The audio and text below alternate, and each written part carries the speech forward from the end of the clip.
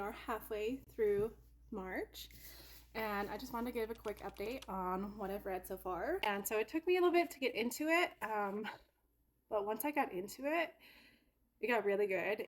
The teenage daughter becomes missing. Her parents are brutally murdered, and it's this whole kind of story about how finding out who murdered the parents and where the teenage daughter is. So it's a whole story about that. But the ending, like I said, the ending is kind of really unpredictable. And the characters, like you wouldn't, that last chapter, like towards the end, I was tearing up. And then that last chapter just blew my mind. So this is a really cool story. I recommend it if you're not too queasy. So because the beginning it was a little bit gruesome for me. But yeah, this is a good one. I definitely recommend it. Next, I have The Road of Bones by Demi Winters. This is one that I reread, and this she has her third book out in the series. This is the Ashen series. Sorry, I looked at my notes. This is the Ashen series by Demi Winters. She has 3 books out. The third one just came out a few months ago, and so I wanted to reread these. I only have The Road of Bones as book one, but I read this one, which I do really like the series because it's a little bit different. It's something different that I haven't yet seen. It deals with the main character. She sees migraines, and I can relate. I've never seen that in a story either, but I get really bad migraines too. So it was really cool and interesting to see that in the story. Um, and it's like more of Nordic kind of mythology in that aspect of the story as well. So I enjoyed that, but the story was just, it was okay. It was good.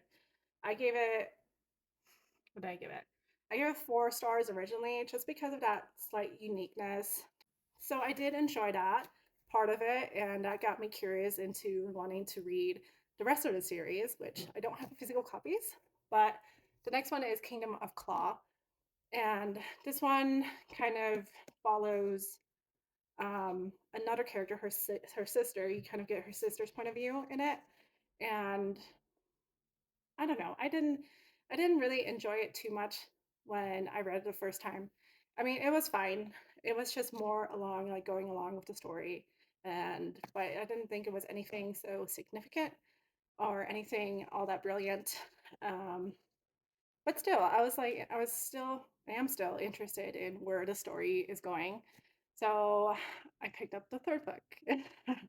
The third one is Dawn of the North, and it's just more of the same, you know? And I don't know if I'm going to continue on with the series, but yeah, I get a lot of people like it.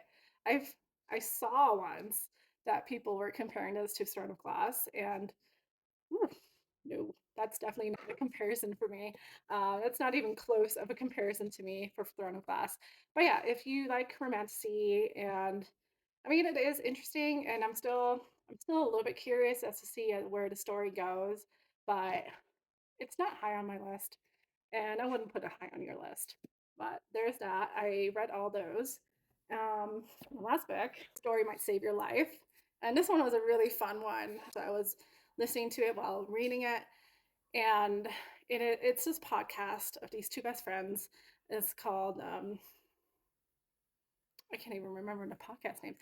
Anyway, they have this podcast, and it's something happens, and she gets missing. She's missing, and so you're following along the story about their relationships unfolding, and you find out more about her relationship with her husband, and it's that thriller aspect of it, but it's also kind of like